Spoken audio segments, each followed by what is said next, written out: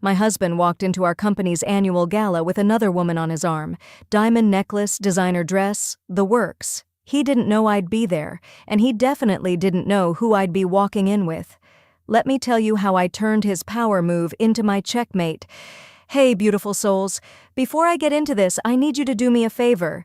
Hit that subscribe button right now because what I'm about to tell you is a masterclass in grace, strategy, and knowing your worth.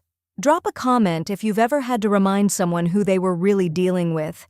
Trust me, you're going to want to hear every single word of this. My name is Christina Monroe, and for 8 years, I was married to a man I thought was my partner, Trevor Whitmore.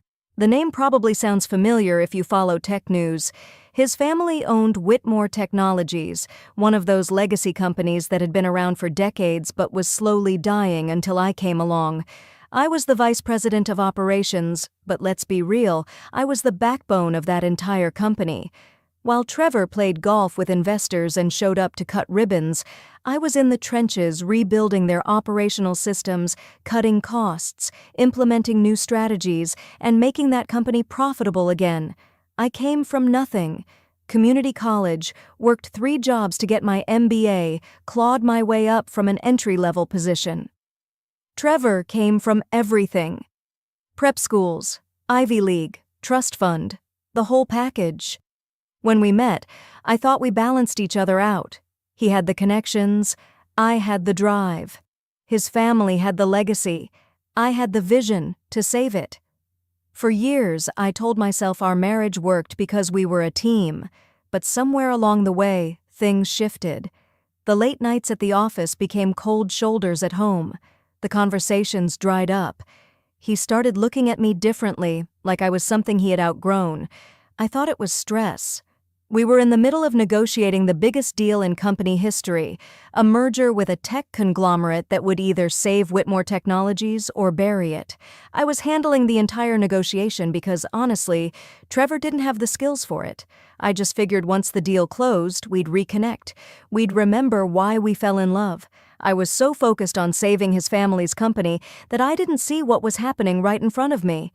It was a Tuesday night, exactly 1 week before the annual gala. Trevor was in the shower, and his phone kept buzzing on the nightstand. Normally, I wouldn't look. I'm not that woman. But something in my gut told me to pick it up. The messages were from someone named Brooke. No last name, just a little heart emoji next to it. My hands were shaking as I read through them.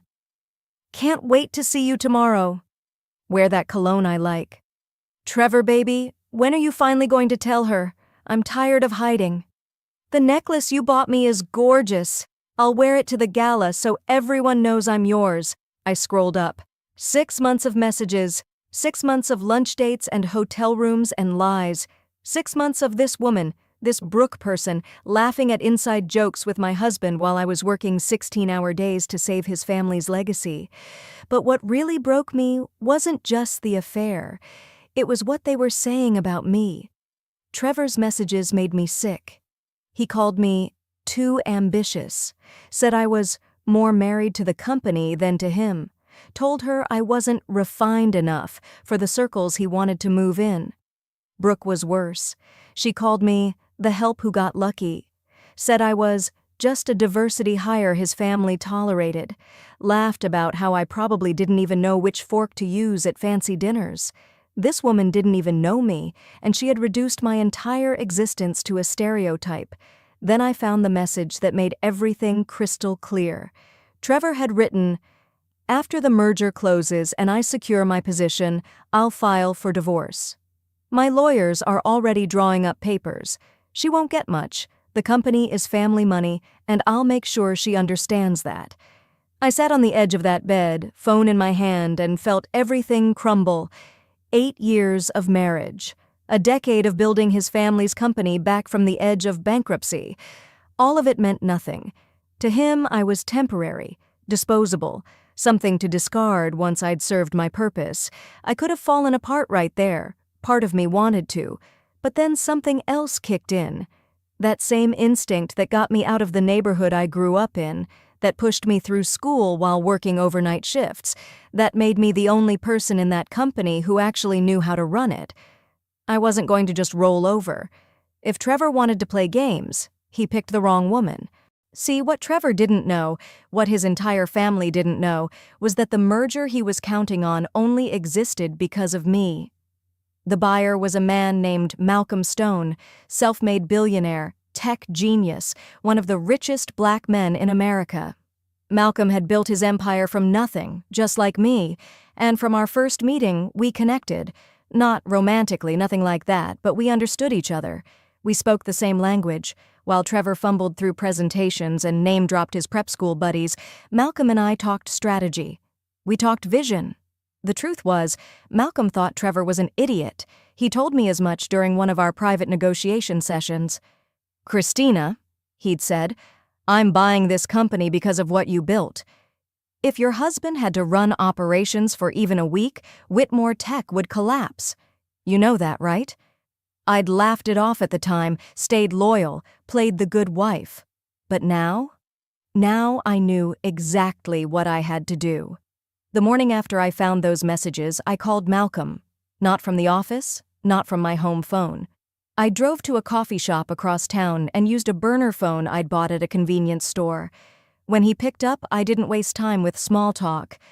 "Malcolm, it's Christina. I need to talk to you about the merger, and I need you to hear me out before you say anything." There was a pause. Then his smooth voice came through. "I'm listening." I told him everything.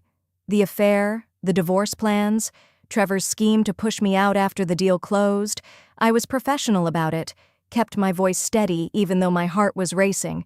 When I finished, Malcolm was quiet for a long moment. "Christina," he finally said, "I was actually planning to call you this week. I was going to pull out of the deal." My stomach dropped. "What? Why?" "Because every time I have to interact with your husband, I'm reminded that I'd be investing in a company run by someone who doesn't understand his own business. The only reason I've stayed in negotiations this long is you. You're the asset, not the Whitmore name." He paused. "Here's what I'm thinking. What if we restructure this deal? What if instead of acquiring Whitmore Technologies with Trevor at the helm, we acquire it with you as a majority stakeholder and CEO?" I couldn't breathe. "Malcolm, that's not... His family would never... His family is hemorrhaging money and drowning in debt from bad investments. Trust me, I've done my homework. They need this deal more than they're letting on. And here's the kicker. I don't need them. I need you." His voice got warmer. "And Christina, I need a date to this gala I keep hearing about. How would you feel about making an entrance?" That's when I started planning. I got the best divorce attorney in the state on retainer. I had her pull every financial record, every document proving my contributions to the company. I documented the affair with screenshots and timestamps. I built a case so airtight that Trevor's lawyers wouldn't know what hit them, but I didn't file anything. Not yet. I wanted him to feel safe, comfortable, confident that his plan was working. Then I went shopping. I called in a favor from a designer I'd met at a charity event years ago and had her create something special. When I walked out of that final fitting in an emerald green gown that fit like it was painted on, with a neckline that was elegant but commanding, I looked in the mirror and didn't recognize myself. I looked like power. I looked like money. I looked like someone you don't underestimate. The night of the gala, I did my makeup slowly, carefully.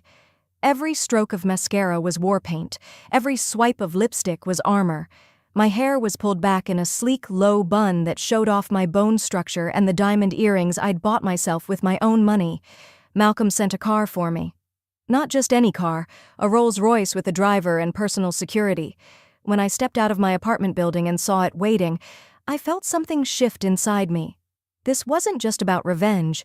This was about reclaiming myself. The gala was at the Four Seasons Ballroom, the same place we'd held it every year. I knew Trevor would arrive early. He always did, loved being the center of attention.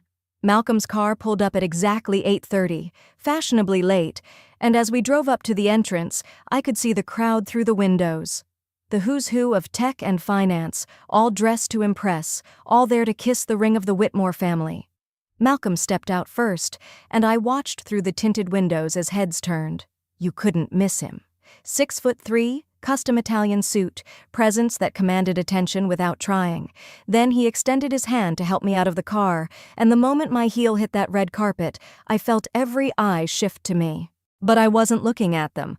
I was looking through those glass doors at my husband, standing near the bar with Brooke wrapped around his arm like a python in a sequined dress. She was wearing the diamond necklace. My necklace. The one he bought with money from the company I rebuilt. Trevor was laughing at something, his head thrown back, completely comfortable, completely confident. He had no idea what was about to hit him. Malcolm and I walked through those doors, and I swear the entire room went silent. It was like someone had hit pause on a movie. The string quartet kept playing, but every conversation stopped. Every head turned. I kept my chin up, my hand resting lightly on Malcolm's arm, and walked through that crowd like I owned the place.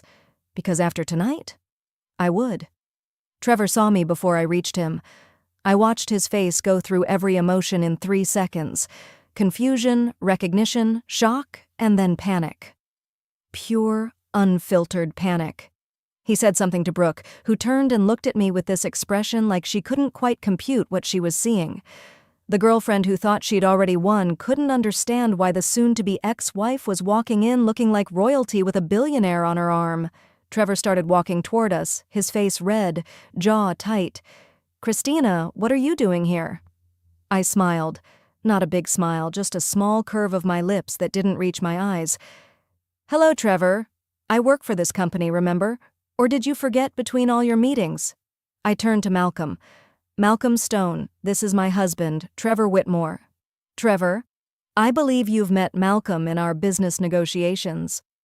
Trevor's eyes darted between us, his mind clearly racing. "I didn't know you were bringing a guest." "Neither did I said sweetly. "But then again, you didn't mention you were bringing one either." "Is that Brooke? The lifestyle influencer?" "I follow her on social media, small world." Malcolm's hand moved slightly on my back, a subtle gesture of support. Trevor looked like he wanted to explode but couldn't because we were surrounded by investors, board members, and society reporters. He forced a smile that looked more like a grimace. "We should talk. Privately." "Oh, I think we're past private conversations, don't you?" I glanced around the room. "Besides, Malcolm and I have some announcements to make tonight about the merger." "You'll want to hear this." I didn't wait for his response. Malcolm and I moved through the crowd, and I could feel Trevor's eyes burning into my back. People kept stopping us, congratulating Malcolm on the acquisition, asking me questions about the company's future. I answered everything with confidence, with clarity, with the expertise I'd been building for a decade while Trevor played pretend CEO. When it was time for speeches, Trevor stood at the microphone and fumbled through some generic remarks about legacy and innovation. His voice cracked twice. Brooke stood in the front row, looking increasingly uncomfortable as people whispered and stared. Then Trevor introduced Malcolm as our new partner and practically ran off the stage. Malcolm took the microphone, and the room leaned in. When a man worth $12 billion speaks, people listen. "Thank you, Trevor," Malcolm said, his voice smooth and commanding. "I want to clarify a few things about this merger. Whitmore Technologies is indeed being acquired by Stone Industries, but not in the way most of you might think. This deal moves forward with one condition. Christina Monroe becomes majority stakeholder and CEO of the newly formed company." The room erupted, gasps, whispers, shocked faces. Trevor looked like someone had punched him in the throat. His mother, sitting at the family table, actually grabbed her chest. Brooke's mouth fell open. Malcolm continued. "For those who don't know, Christina has been the operational backbone of Whitmore Technologies for years. She's the reason this company is profitable. She's the reason I'm investing. And going forward, she's the reason this merger will succeed." He turned and looked directly at me, his eyes warm. "Christina, would you like to say a few words?" I stood up, smoothed down my dress, and walked to that microphone like I'd been waiting my whole life for this moment, because I had been. "Thank you, Malcolm," I said, my voice clear and strong. "I want to thank everyone here tonight for their support over the years. Building Whitmore Technologies back from the edge of collapse has been the greatest challenge and honor of my professional life. I'm excited about our future and about leading this company into its next chapter." I paused, let my eyes find Trevor in the crowd. Change is never easy, but it's necessary. Sometimes you have to let go of what's not working to make room for what will, in business and in life. The applause was deafening. People stood up. Board members who'd barely acknowledged me at meetings were nodding with approval. Trevor's own father was clapping, his face unreadable but his eyes meeting mine with something that looked like respect. Trevor tried to approach me after, but security, Malcolm's security, stepped in. I watched from across the room as he argued with them, as Brooke pulled on his arm demanding answers, as his perfect plan disintegrated in real time. His family surrounded him, and I could see the heated conversation from where I stood. They were angry, not at me, at him. I found out later that the Whitmores had known for months that they were about to lose everything.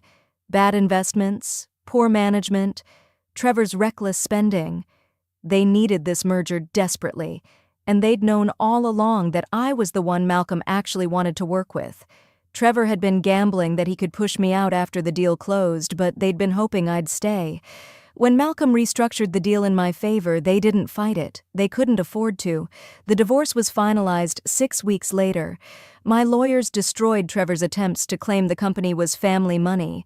We proved that without my work, the company would have been worthless. I walked away with my shares, my reputation, and my dignity. Trevor walked away with a bruised ego, and Brooke, who left him 3 months later when she realized his money was gone. I'm CEO now. The company is thriving. Malcolm became one of my closest friends and mentors, and we have dinner once a month to talk strategy and life. Trevor's family still sits on the board, and we have a professional relationship. His mother actually apologized to me privately, said she'd always known I was too good for her son. I don't hate Trevor anymore. I don't feel anything for him, honestly. He was a lesson I needed to learn about knowing my worth and never letting anyone make me feel small. Sometimes the worst betrayal leads you to your greatest breakthrough. If this story resonated with you, I need you to do something for me right now. Hit that like button, smash it. Subscribe to this channel because I share real stories about women who refuse to be diminished, who turn their pain into power, and who know that the best revenge is becoming everything they said you couldn't be. Drop a comment and tell me, what would you have done in my situation? How do you handle people who underestimate you? And remember, beautiful souls, your worth is not determined by who recognizes it. Sometimes you have to walk away from people who can't see your value, so you can step into rooms where everyone does. I'll see you in the next one. Stay powerful. He was a biker feared by everyone, until the day his daughter crossed paths with a senator's spoiled son. That night changed everything. When the law turned its back, Red Maddox didn't call the police. He called his brothers. What came next shook the entire town and destroyed one of the most powerful families in the state. This is the story of a father's fury and the revenge no one saw coming. Justice isn't always served in court. Sometimes it rides on 2 wheels. Hit like, share, and subscribe for more stories that hit hard and stay with you. It all began on a quiet Friday night, the kind of night where small towns go to sleep early, their streets empty except for the distant hum of crickets and the flicker of neon diner lights.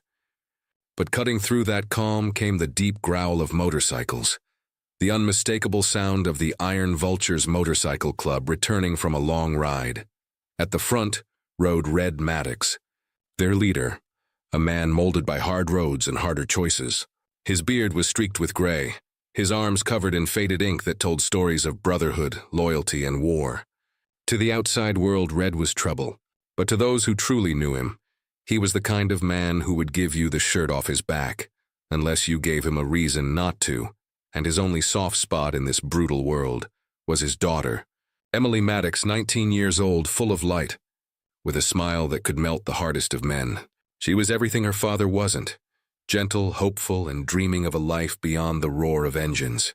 Emily worked part-time at a small roadside diner off Route 7, saving for college, always telling her dad that one day she'd make him proud in her own way. That Friday night, the diner was unusually crowded, the kind of crowd that didn't belong there. Slick cars parked out front, suits instead of denim, and laughter that didn't fit the place. A group of young men had stopped by, loud, entitled, and already half drunk. Among them was Blake Harrison, the senator's son. His smile was polished, his words charming, but his eyes were cold, predatory. He was used to getting what he wanted. Money had always done the talking for him. When he started flirting with Emily, she did what any kind-hearted girl would, smiled politely, then stepped away. But Blake didn't like being ignored. He made crude jokes, reached for her wrist. Emily pulled away, her voice calm but firm. "Please, sir, don't." His friends laughed. He didn't.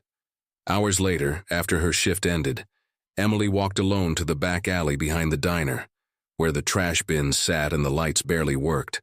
She didn't notice the footsteps behind her until it was too late.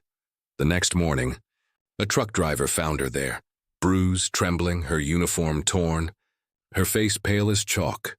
When Red Maddox arrived at the hospital, the world around him went silent. His boots echoed down the sterile hallway. The nurse said Emily wasn't speaking, but when he stepped inside her room, her eyes said everything words couldn't. Red took her trembling hand, tears burning his eyes.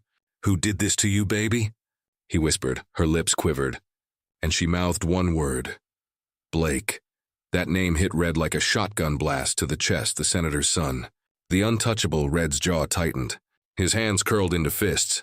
The law would protect Blake, he knew that. But Red Maddox didn't live by laws. He lived by honor. And that night, as the roar of his Harley echoed through the dark streets, one truth burned in his mind. If justice won't come from the system, it'll come from me. By sunrise, the news had already spread like wildfire among the iron vultures. Word of what happened to Emily hit the club like a punch to the gut. They didn't need details. They saw the look in Red Maddox's eyes, and that told them everything. That morning, 12 bikes rolled down Main Street in silence. No music, no chatter, just the deep rumble of engines echoing like a storm warning. They pulled up outside Red's garage on the edge of town, where the old man sat sharpening a knife on the workbench beside his Harley.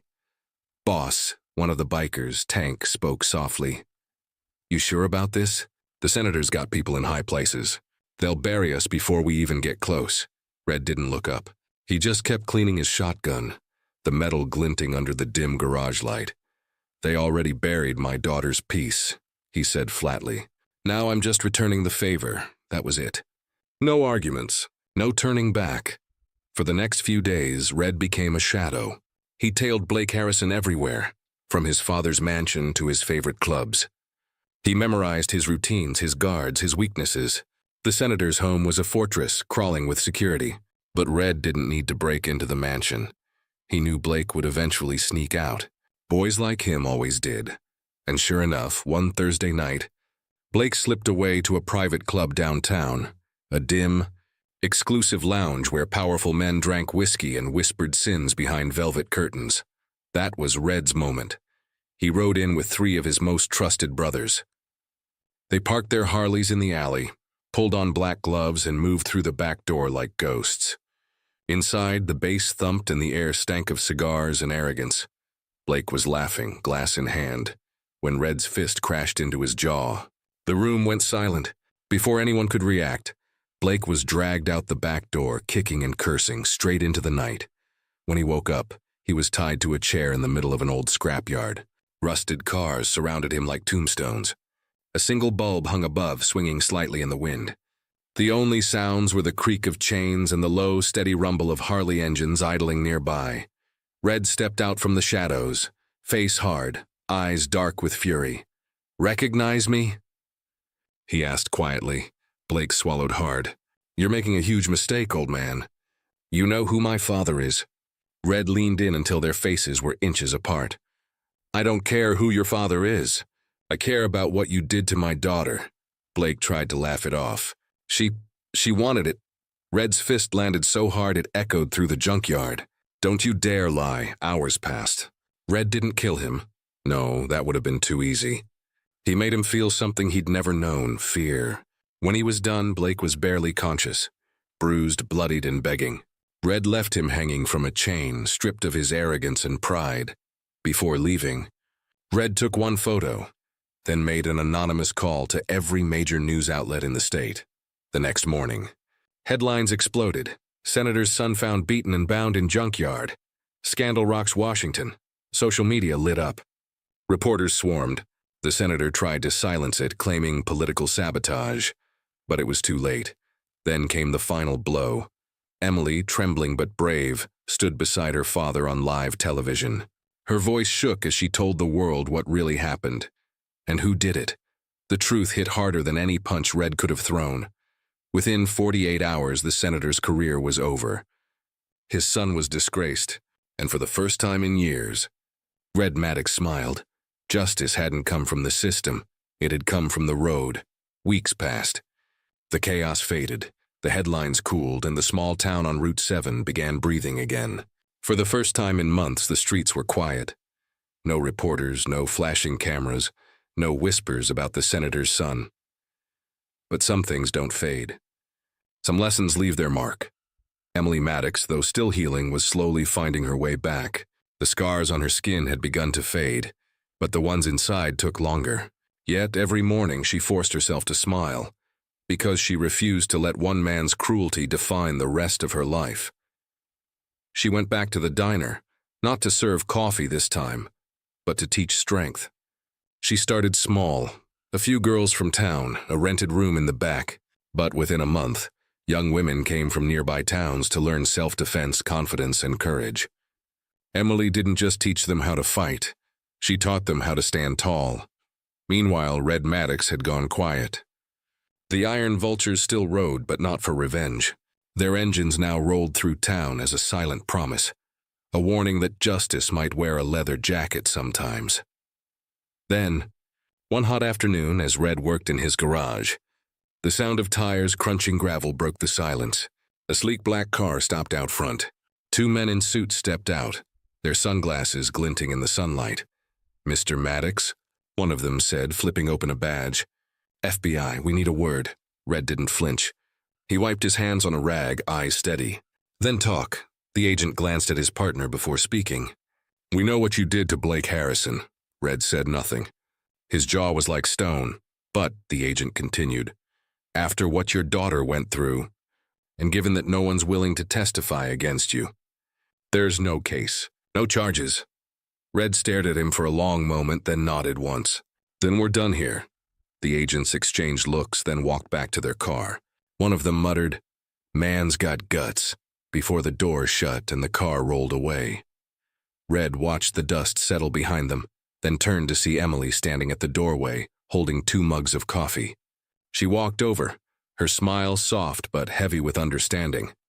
"Dad," she said quietly, "you didn't have to do it." Red took a sip, his eyes fixed on the horizon where the sun was dipping into gold. "I know," he said finally, "but I couldn't let him think power makes a man untouchable. Someone had to show him what real justice feels like." Emily looked down at her hands, then up at her father. "You taught me something, Dad." He turned, his expression softer now. "What's that?" "That monsters don't always hide in the dark," she said. "Sometimes. They wear suits." Red smiled, just barely, his eyes glistening. "And sometimes," he replied, "angels wear leather." That night, the Iron Vultures rode again, not for blood, not for payback, but for peace. Their engines thundered through the town like a storm of freedom, echoing one message across every street, every heart. You can have power. You can have money, but if you hurt one of us, we'll ride through hell to find you. From that day on, no one, not even a senator, ever dared to cross Red Maddox again. If you believe justice still lives in ordinary hearts, hit like, share this story, and subscribe for more real-life tales that shake your soul. Imagine coming home early, only to find your wife kicking a helpless little girl, the daughter of your loyal maid. What would you do in that moment? Walk away, or make a choice that shocks everyone? Stay tuned, because this story will leave you speechless. Like, share, and subscribe for more inspiring stories. Never in his life did Daniel imagine that coming home early one evening would change everything he thought he knew about his family. Daniel was not born rich. He was a man who had clawed his way up from the bottom. His childhood had been filled with struggle, long nights of studying under a dim light, working odd jobs to support his education, and dreaming of a better tomorrow. Years of sweat, sacrifice, and determination finally paid off. He built a business empire with his own 2 hands. People often called him a millionaire, but Daniel never cared about the number in his bank account.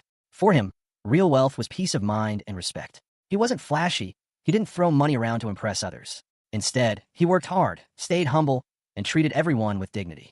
From the janitors in his office to the top executives, Daniel made sure no one felt beneath him. At home, things looked perfect from the outside. His wife, Claire, enjoyed the fruits of his success. They lived in a mansion that seemed to belong in a magazine. Grand staircases, chandeliers, luxury cars lined up in the driveway, and vacations whenever they pleased. To the world, they were the picture of success.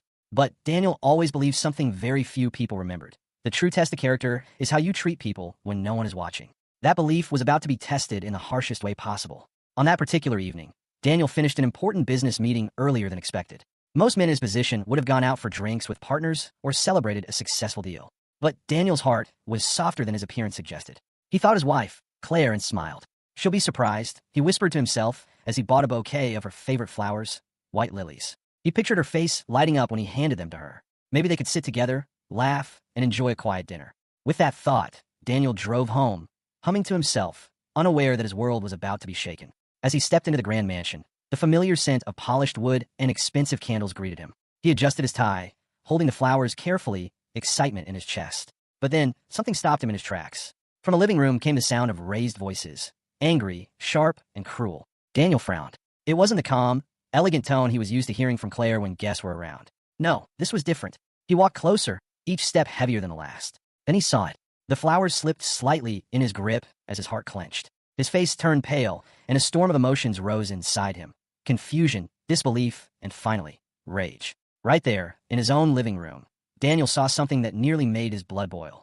Right in front of him, Claire was towering over a little girl, her face twisted with anger. Her voice thundered through the grand living room as she screamed. And then, unbelievably, she kicked the child. The girl couldn't have been more than 10 years old. Tiny, fragile, and innocent, she stumbled back, clutching her little arms in front of her face as though they could shield her from the blows. Tears streamed down her cheeks, her sobs echoing in the cold, marble-floored room that suddenly felt less like a home and more like a battlefield.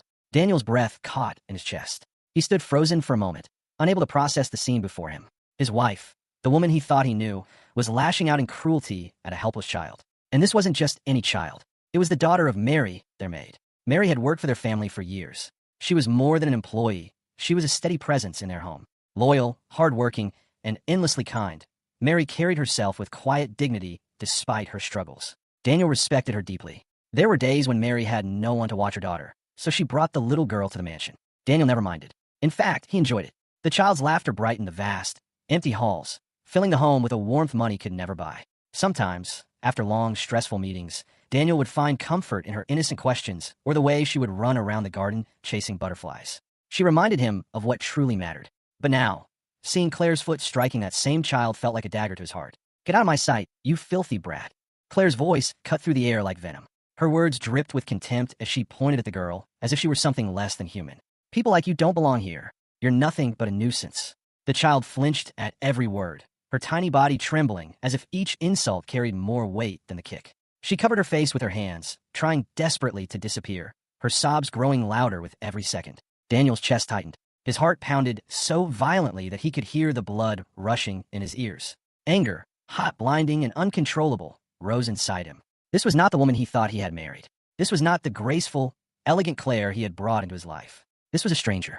In that moment, Daniel felt a deep shame that someone under his roof could display such cruelty, not just to anyone, but to a defenseless child. A child who had never caused harm, who had only ever brought joy. His fists clenched at his sides. His jaw locked so tightly it hurt. He wanted to shout, to storm forward, to put an end to it instantly, but for a few seconds he simply stood there in disbelief. How had he been so blind? How had he lived with Claire for so long without ever seeing this side of her? The sound of the little girl's sobs snapped him back into the moment. He couldn't allow this to continue. He couldn't stand by silently while innocence was crushed under cruelty. His rage boiled over. Daniel knew, in that very instant, that nothing would ever be the same again. "Claire, what on earth are you doing?" Daniel's voice thundered through the mansion like a clap of lightning. It wasn't just loud. It carried rage, disbelief, and a pain that shook the very walls. Claire spun around as if she had been caught in a crime. Her face drained of color, her lips trembled. "Daniel, you're home early?" Her voice cracked, but Daniel didn't care for explanations. He stormed forward, his footsteps heavy with fury, and rushed past her to the crying child. Kneeling down, He gathered the girl gently into his arms. She trembled like a leaf in the wind, clinging to him with all her strength. "Sweetheart, are you okay? Did she hurt you?" Daniel's voice softened as he brushed her tears away. The child nodded weakly, sobs escaping her chest. Her small arms wrapped around his neck as if he was her only safe place in the world. That sight alone, her trust in him against her fear of Claire, was enough to make Daniel's blood boil hotter. Behind him, Claire's words tumbled out in a panicked rush. "Daniel, you don't understand. That child, she broke an expensive vase. A priceless vase. She shouldn't even be here. I was just..." "Just what?" Daniel snapped, whipping his head around to glare at her. His eyes blazed like fire. "Just kicking a helpless child? Just screaming at someone who can't defend themselves? That's what you call just?" Claire's mouth opened and closed like she wanted to justify herself, but no excuse came. Daniel stood, his body trembling with anger. His voice shook, not because he was weak, but because his fury was overflowing. "Do you even realize who this girl is? She is Mary's daughter. Mary, who has been more loyal than anyone else in this household. Mary, who has sacrificed her comfort, her time, her very life just so we could live ours in peace." Claire's eyes darted, desperate to find footing. She lifted her chin and snapped back. "You're overreacting. She's just a maid's kid. You shouldn't let them get too comfortable here, Daniel. They need to know their place." Her words sliced through the air, cold and merciless. For a moment, silence fell. Then Daniel let out a bitter laugh, one that sounded nothing like the war man he usually was. It was a laugh of heartbreak, disbelief, and betrayal. "Their place," he repeated slowly, every syllable dripping with disgust. His fists clenched at his sides. "Claire, you think respect and kindness belong only to the rich? That dignity is reserved for people with money? You couldn't be more wrong." He shook his head, his voice cracking with disappointment. "Kindness and respect is everyone's place. Every human being deserves it. And the fact that I have to explain this to my own wife breaks me to my core." Claire's lips trembled, but Daniel's eyes were like stone. For the first time, she realized he wasn't just angry, he was shattered. And nothing she said could take that back. Daniel's chest heaved as he steadied the sobbing child in his arms. His anger was boiling, but he knew Mary needed to see the truth with her own eyes. With a deep breath that trembled with fury, he called out, his voice echoing through the marble halls. "Mary, come here, please." Within seconds, hurried footsteps echoed down the corridor. Mary rushed in, her apron still dusted with flour from the kitchen. But when her eyes landed on her daughter, crying, trembling, clinging desperately to Daniel, her face crumpled in panic. She dropped to her knees, pulling the little girl into her arms. "What happened? Baby, are you hurt?" Mary's voice cracked as tears welled in her eyes. She held her daughter tightly, rocking her gently, trying to soothe the sobs that shook her tiny body. The little girl whimpered, lifting a shaky finger to point at Claire. But words wouldn't come. Her cries choked her throat. Daniel knelt beside them and placed a firm but gentle hand on Mary's shoulder. His tone was low, but filled with unshakable certainty. "Mary, I saw everything. Claire was hurting her." Mary's head jerked up in disbelief. Her eyes widened, darting from Daniel to Claire, who stood stiffly in the corner, her face pale, but her chin tilted with defiance. Tears spilled down Mary's cheeks as she whispered, I'm so sorry, sir. I never meant for my daughter to cause trouble." But Daniel cut her off sharply, his voice carrying both anger and compassion. "No, Mary, don't you dare apologize. None of this is your fault. Neither you nor your daughter has anything to be ashamed of." His words made Mary sob harder, this time out of relief.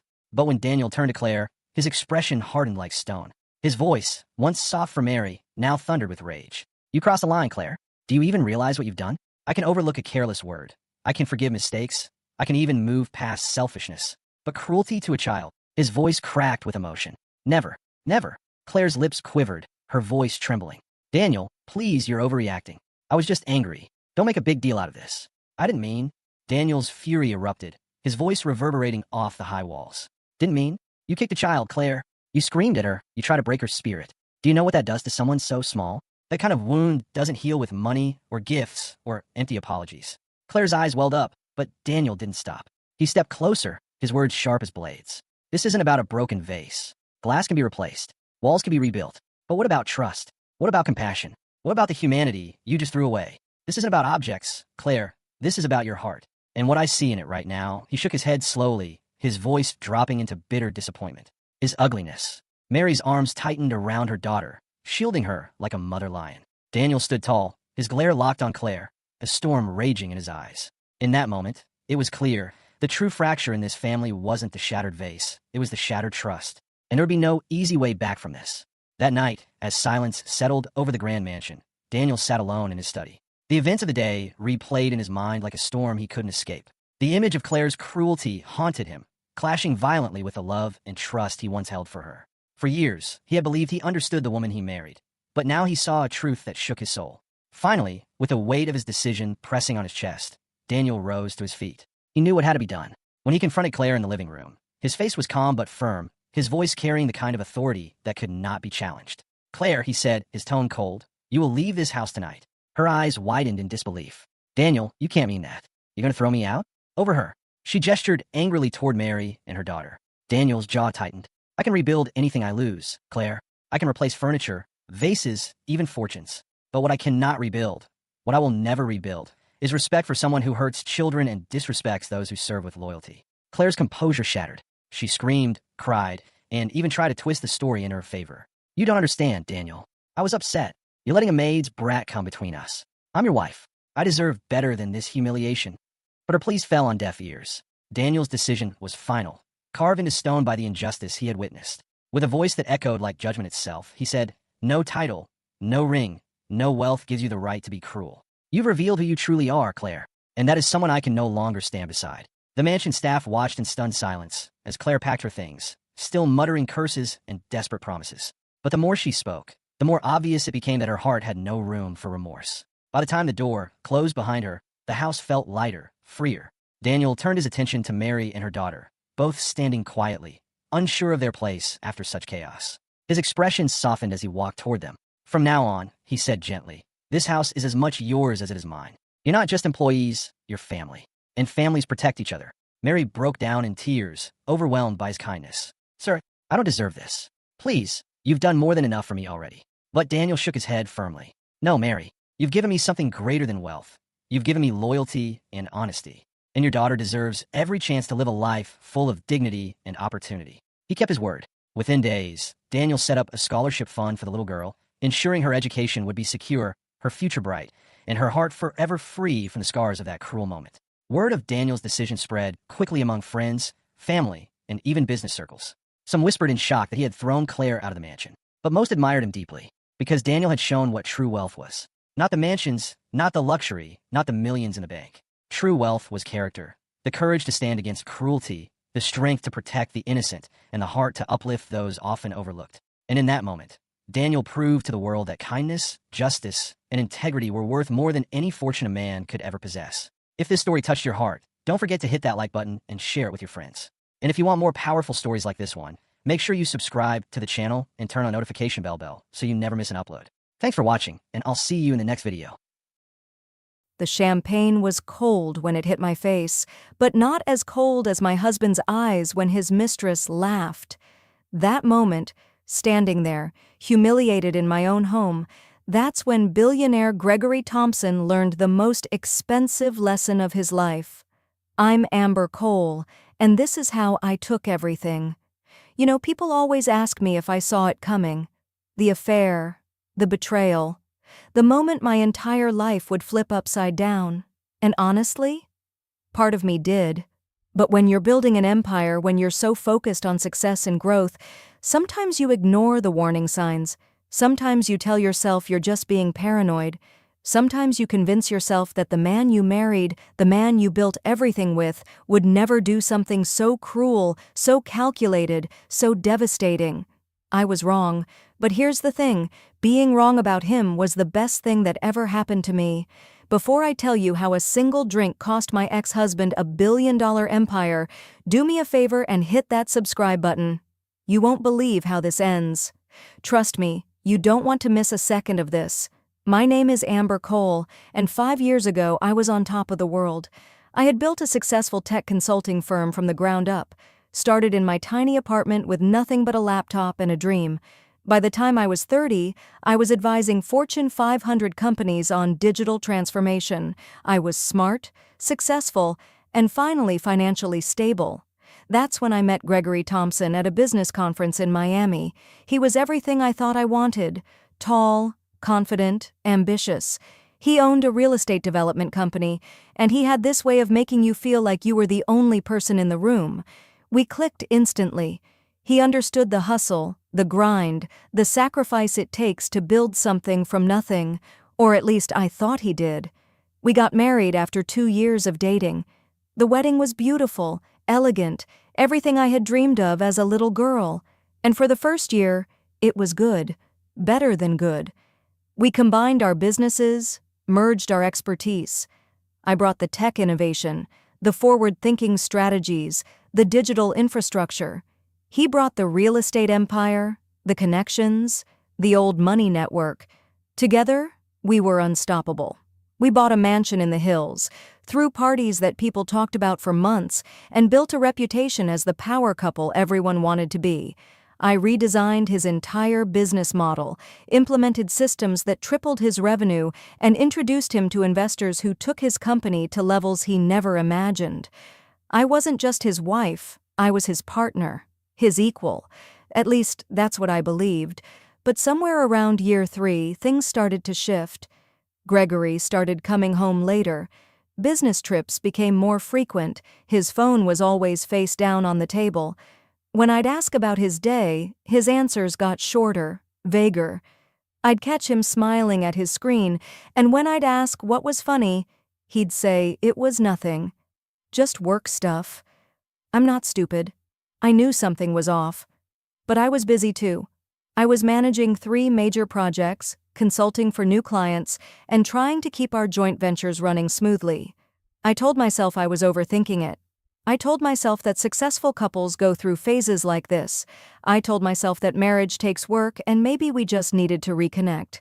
I suggested couples therapy. He said we didn't need it. I suggested a vacation. He said he was too busy. I suggested date nights. He'd agree and then cancel last minute. The distance between us grew wider every single day, and I felt powerless to stop it. Then came that night, the night that changed everything. We were hosting a dinner party at our home, just a small gathering of business associates and potential investors. About 20 people. I had spent all day making sure everything was perfect. The food, the wine, the ambiance. I wore a dress I knew Gregory used to love. I wanted to remind him of us, of what we had, of why we fell in love in the first place. The guests started arriving around 7. Everyone was mingling, laughing, networking, and then she walked in, Nicole Bradford. Gregory introduced her as his new business partner, said she was helping him expand into commercial properties on the West Coast. She was younger than me, maybe 26 or 27, beautiful in that effortless way that makes other women instantly insecure. But it wasn't her looks that bothered me. It was the way she looked at my husband, and the way he looked at her. I watched them all night. The way he'd lean in close when she spoke. The way she'd touch his arm and let her hand linger just a second too long. The way they had inside jokes that made them laugh while everyone else smiled politely, not understanding. I felt sick. I felt invisible. In my own home, at my own party, I felt like a stranger watching my husband fall in love with someone else. I tried to stay calm. I tried to play the gracious hostess. But when I saw him refill her champagne glass for the 3rd time while mine sat empty, something in me snapped. I walked over to where they were standing by the fireplace. I didn't yell. I didn't cause a scene. I simply said, "Gregory, can I talk to you for a moment?" He looked at me like I was interrupting something important, like I was an inconvenience. "Not now, Amber. We're discussing business. Business." He wanted to talk about business, so I pushed a little harder. "This can't wait," I said, my voice steady but firm. His jaw tightened. I saw Nicole smirk, actually smirk, like she was enjoying watching him put me in my place. And that's when Gregory turned to face me fully. The room had gone quiet. Everyone could sense the tension. "You know what your problem is, Amber," he said, his voice loud enough for everyone to hear. "You can't stand not being the center of attention.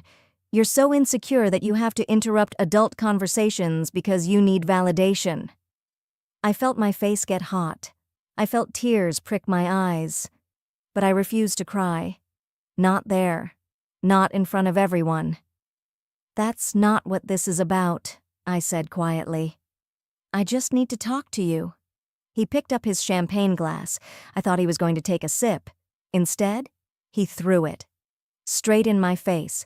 The cold liquid hit me like a slap. It soaked my hair, my dress, my skin.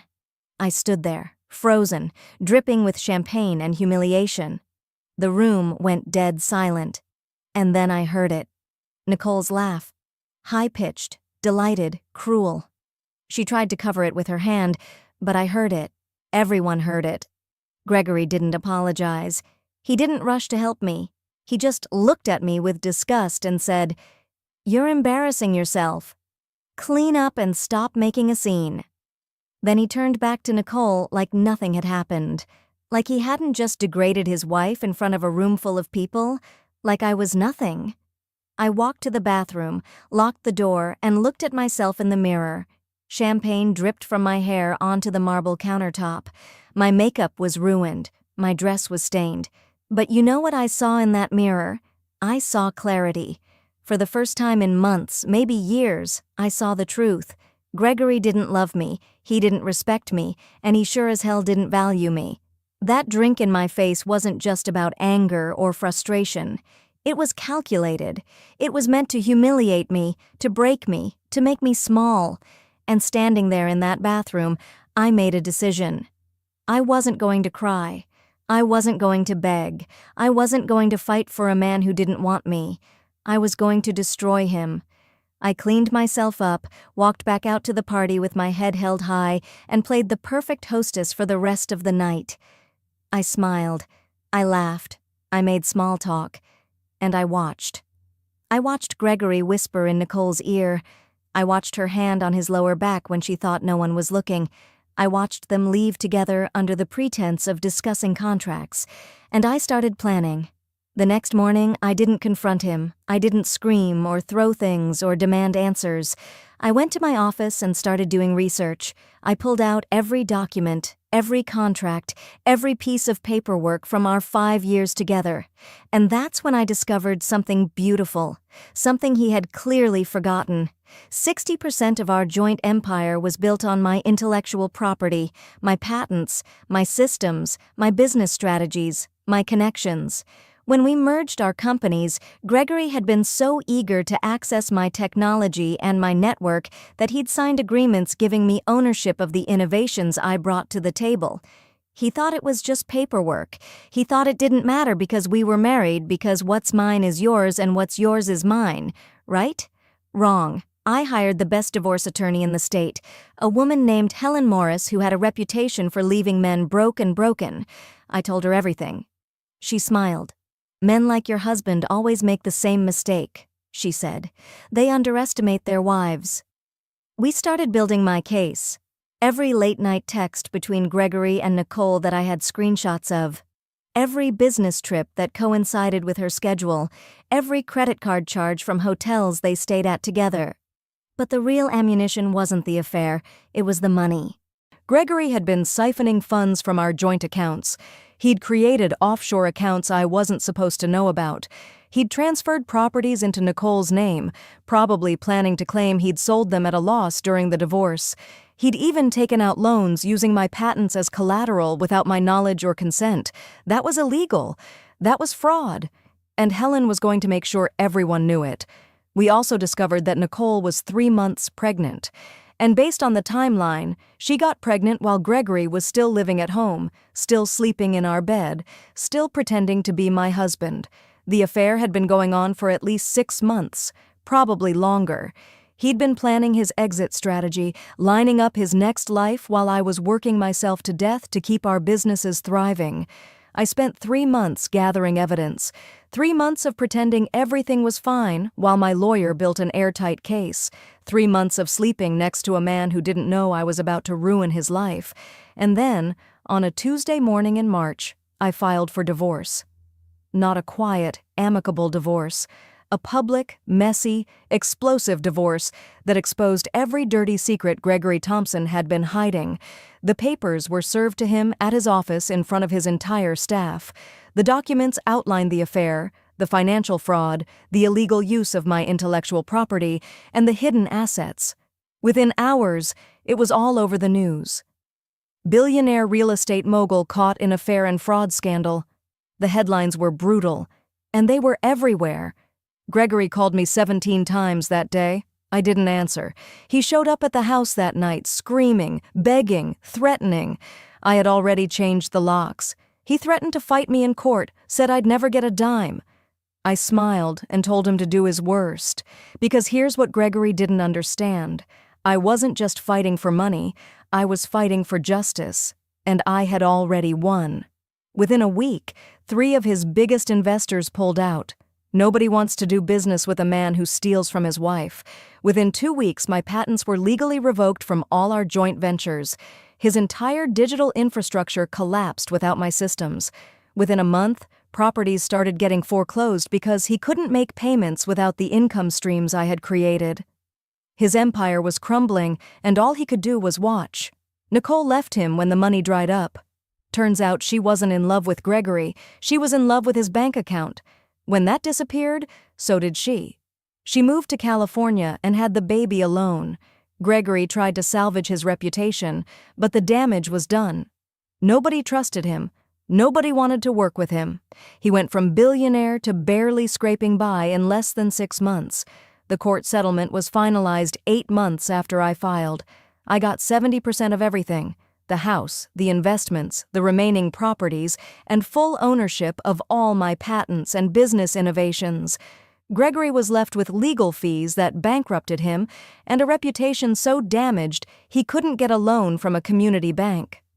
Last I heard, he was working for someone else's real estate company, taking orders instead of giving them. And me? I launched my own firm. No partners, no husband to answer to. Just me and my vision.